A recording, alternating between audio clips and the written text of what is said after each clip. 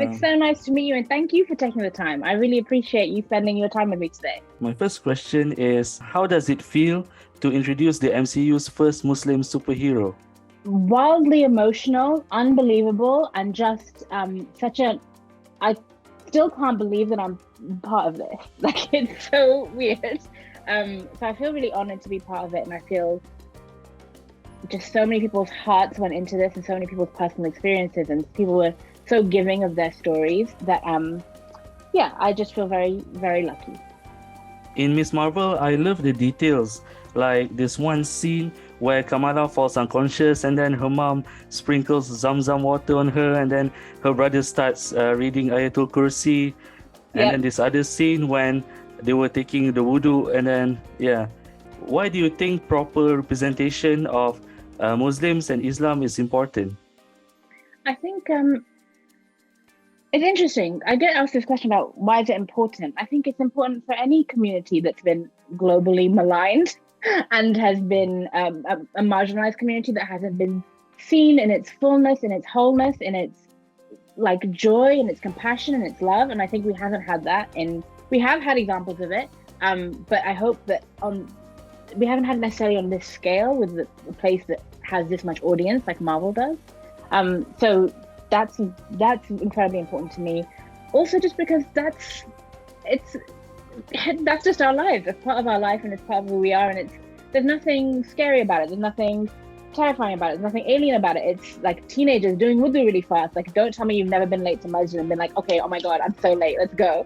And those scenes felt really specific, and are things that we talked about in the writers' room that were like, they're beautiful and small moments, but they mean so much to us that we get to put them on screen, and that the whole team at Marvel was like, yeah, let's do it.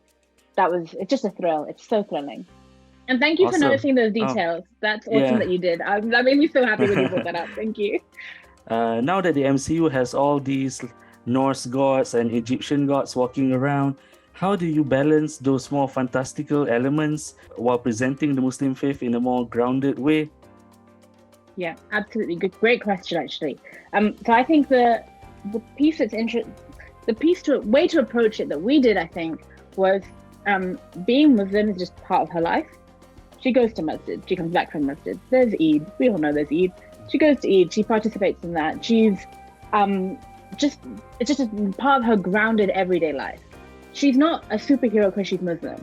That's not what's happening here. She is a teenage girl who is Muslim and from that community. I think there's a big difference. And so making sure that all those things are grounded and part of her normal life are, and some of the things that influence her in terms of her emotional life and her spiritual life, those things are there. But those aren't presented as fantastical elements that are part of mythology in any way. And I think that line was really important for us to hold.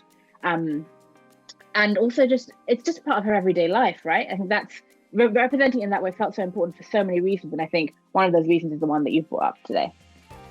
How do you think Miss Marvel will resonate with viewers in general?